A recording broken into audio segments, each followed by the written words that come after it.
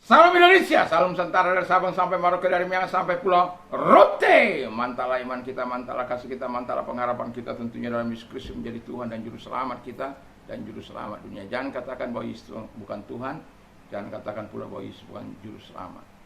Karena Yesus sudah berkata, akulah jalan dan kebenaran dan hidup, tiada seorang sampai kepada Allah kalau tidak melalui aku. Rasul Paulus mengatakan, dan keselamatan tidak ada dalam siapapun juga selain di dalam Dia Yesus. Karena di bawah kolong langit ini tidak ada nama lain yang diberikan kepada manusia yang olehnya kita dapat diselamatkan. Karena begitu besar kasih Allah akan dunia ini, maka dikarenakan anaknya yang tunggal supaya setiap orang yang percaya kepadanya tidak binasa melainkan beroleh hidup yang kekal. Dengan hati percaya engkau dibenarkan, dengan mulut mengaku engkau diselamatkan. Mulut mengaku karena Yesus adalah Tuhan dan Yesus adalah Juru Selamat. Hati percaya bahwa Allah telah membangkitkan Yesus dari antara orang mati. Tuhan Yesus memberkati kita di malam hari ini, kiranya kita memilih yang terbaik untuk mendapatkan keselamatan dari Tuhan Yesus Kristus. Puji nama Tuhan. Semoga kekuatan Tuhan, kekuatan firman, kekuatan doa, kekuatan iman menyertai setiap kita sebelum kita beristirahat. Malam ini kita rilekskan hati kita untuk mendengarkan firman Allah. Mari kita berdoa. Terima kasih Tuhan, kami ingin melakukan yang terbaik bagi Tuhan, menjauhi segala apa yang tidak Kau kehendaki. Di dalam nama Yesus kami bersyukur dan berdoa. Haleluya. Amin. Puji nama Tuhan. Saya akan bacakan Ibrani 12 ayat yang ke-15. Demikian bunyi firman Allah. Jagalah supaya jangan ada seorang pun menjauhkan diri dari kasih karunia Allah, agar jangan tumbuh akar yang pahit yang menimbulkan kerusuhan dan yang mencemarkan banyak orang. Tema kita adalah hatred and bitterness, kebencian dan kepahitan. Bitterness itu adalah spear vein, ya, yang kalau dibilang penderitaan yang sangat berat. Itu udah masuk ke ubun-ubun, udah masuk ke otak, udah masuk kemana-mana sudah itu. Sudah mencemari seluruh kehidupannya, sehingga tindakan-tindakannya pun nanti akan di luar nalar. Dan itu sebabnya kita perlu menjauhi hal yang seperti ini. Nah, dan kebencian dan bitterness itu datang karena adanya kekecewaan. Ya, kekecewaan kalau tidak dimanage, ya itu bisa terjadi pembunuhan, bisa terjadi hal-hal yang tidak menyenangkan. Dan itulah sebabnya, karena adanya kekecewaan bertumbuh dalam kebencian. Ini sudah, lalu kemudian dendam dan sakit hati, lalu melakukan tindakan-tindakan di luar nalar. Makanya kan ada banyak orang karena kekecewaan, misalnya tidak dikasih uang, malah justru diolok-olok, bosnya juga dibunuh. Atau ketika pacarnya tidak melayani dia, dibunuhnya, dan lain sebagainya. Ada banyak kita lihat karena kebencian dan kepahitan melakukan hal-hal yang di luar nalar. Dan kita sebagai orang percaya, kita harus waspada dengan hal ini supaya kita tidak dirusak kehidupan kita oleh karena kekecewaan itu. Nah, mengapa saya mau katakan kebencian dan kepahitan itu seperti rumput liar yang ditanam di tanah hati manusia. Wow. Jadi Anda pernah lihat rumput liar, itu tidak menyenangkan itu, ya. Demikian juga ketika itu tertanam di hati kita, kebencian, kepahitan, dendam, sakit hati dan lain sebagainya, itu membuat jiwa kita nggak tenang, ya. Dan untuk bisa menjauhkan ini, kata firman Allah, kita jangan sampai menjauh dari kasih karunia Allah. Sebagaimana bacaan tadi, kita jangan sampai menjauh dari kasih karunia Allah. Karena kasih karunia Allah itu memampukan kita untuk hidup sesuai dengan firman Allah. Yang bisa menyembuhkan itu nanti saya akan sebutkan mengapa orang tidak sembuh, mengapa orang bisa sembuh. Dan itulah sebabnya saya katakan, itu kebencian dan yang kedua, kebencian atau kepahitan, hatred and bitterness, merusak seluruh kehidupan. Bukan hanya kehidupanmu, tapi kehidupan orang lain juga bisa menjadi rusak.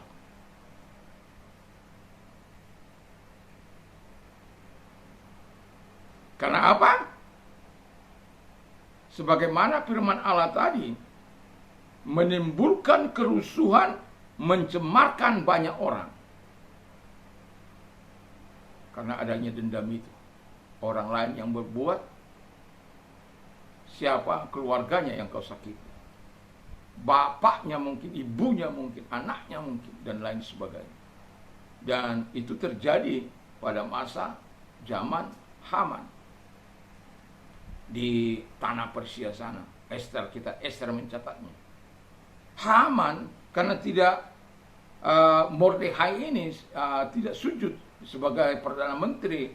Di sana memang sudah diberikan supaya orang sujud kalau bertemu dengan harus tunduk sujud. Tapi Mordekhai ini kan orang yang percaya kepada Allah, bukan orang lokal ya, yang harus taat kepada aturan-aturan yang ada, dan dia lebih memilih taat kepada aturan Tuhan.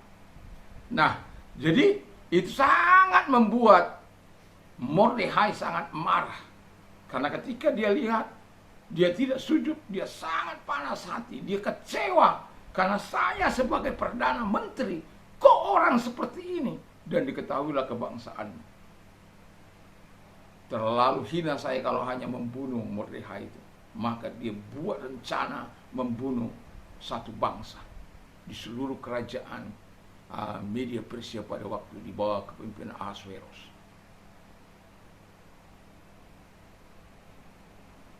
Itu sesuatu yang sangat mengerikan. Kalau sudah kebencian, kepahitan datang kepada manusia, wah, tindakan di luar nalar. Ya, ketiga, kebencian dan kepahitan merusak hubungan kita dengan sesama dan juga dengan Tuhan. Bayangkan kita yang tadinya baik-baik, belum dikasih posisi masih dengan baik-baik. Setelah kita dikasih posisi menjadi angkuh, merasa lebih hebat dan dari segalanya, lalu kemudian orang-orang tidak memberi hormat, lalu kita kecewa, lalu ingin membalaskan dendam karena kita berkuasa. Merusak hubungan kita dengan manusia. Yang lebih parahnya lagi adalah merusak hubungan kita dengan Tuhan. Sebagai pemilik kehidupan ini yang harusnya kehidupan kita buat untuk sesuai, selaras dengan kehendak Allah, tetapi malah sebaliknya. Dan itu sesuatu yang tidak menyenangkan hati Tuhan, sesuatu yang tidak menyukakan hati Tuhan. Tapi saya mau katakan kepada kita, seharusnya kita harus menjalin hubungan dengan Tuhan. Karena kepahitan dan kebencian hanya dapat disembuhkan kalau hubungan baik kita dengan Tuhan itu ada. Dia berikan Roh Kudusnya kepada kita, dan Roh Kudus kita ini memenuhi hidup kita. Dan ketika dia memenuhi hidup kita, hal-hal yang tidak selaras dengan dia akan singkirkan. Bukan lagi dengan kekuatan, bukan lagi dengan kemampuan. Tapi kalau dengan kekuatanmu, engkau tidak akan bisa melenyapkan kebencian dan hal yang demikian rupa. Bahkan hal-hal yang di luar nalar seperti yang dilakukan oleh Naaman itu untuk membunuh sebuah bangsa. Mordekhai yang tidak mau menyembah dia, tapi satu bangsa akan dilenyapkan. Bukankah itu perbuatan yang sangat mengerikan? Itu di luar nalar. Tapi kan yang namanya orang sudah merasa berkuasa, merasa hebat, merasa luar biasa, ya enak-enaknya. Dia lupa di atas langit masih ada langit. Dia lupa bahwa ada yang lebih berkuasa dari manusia yang berkuasa. Dan pada akhirnya kita bisa melihat bagaimana orang yang hidup dalam kebencian itu.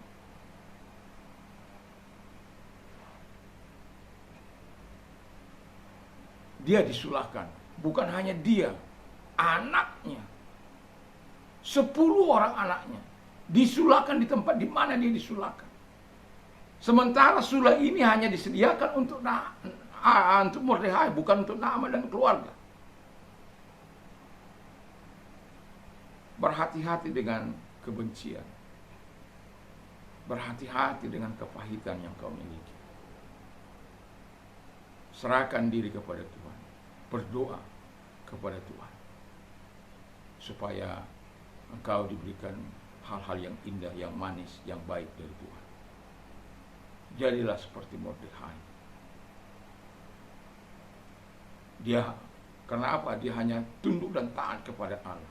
Sekalipun itu disalah mengerti, karena ketaatannya kepada Tuhan disalah mengerti, bahkan melalui dirinya, karena dia sebuah bangsa akan lenyap, tapi Tuhan itu adil.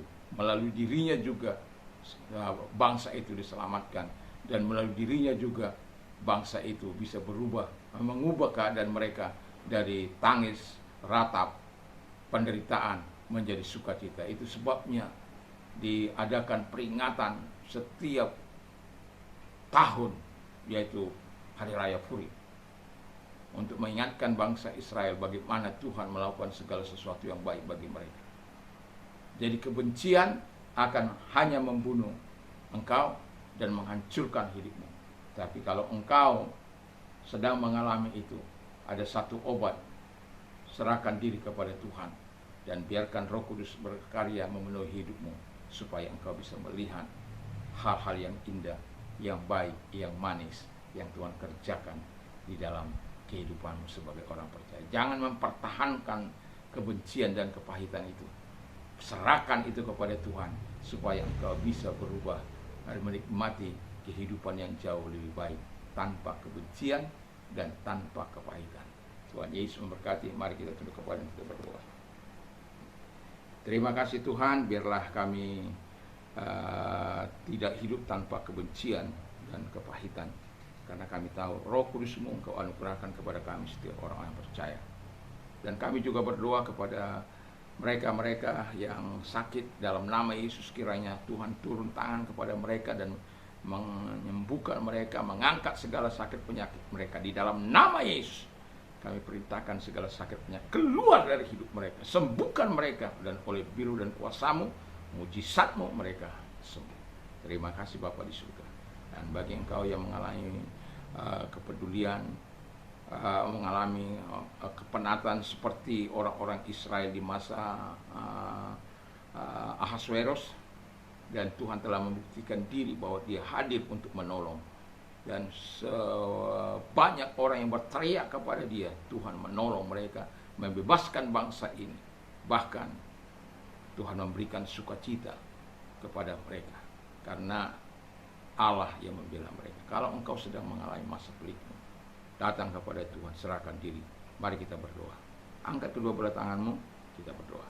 Tuhan Yesus, lihat tangan-tangan yang diangkat kepadamu, dan mereka menyerahkan diri, dan kami datang kepada Tuhan. Engkau yang memberikan kelegaan, dan engkau mengangkat persoalan mereka, menolong mereka dari segala persoalan mereka. Dan Tuhan yang mengetahui apapun persoalan mereka, jawab sesuai dengan persoalan mereka. Terima kasih, dalam nama Yesus kami bersyukur dan berdoa. Haleluya. Amin. Tuhan Yesus memberkati kita. Semoga kekuatan Tuhan senantiasa menyertai hidup kita. Sebelum kita istirahat, jangan lupa untuk berdoa dan membaca firman Allah. Mantap, mantap, mantap.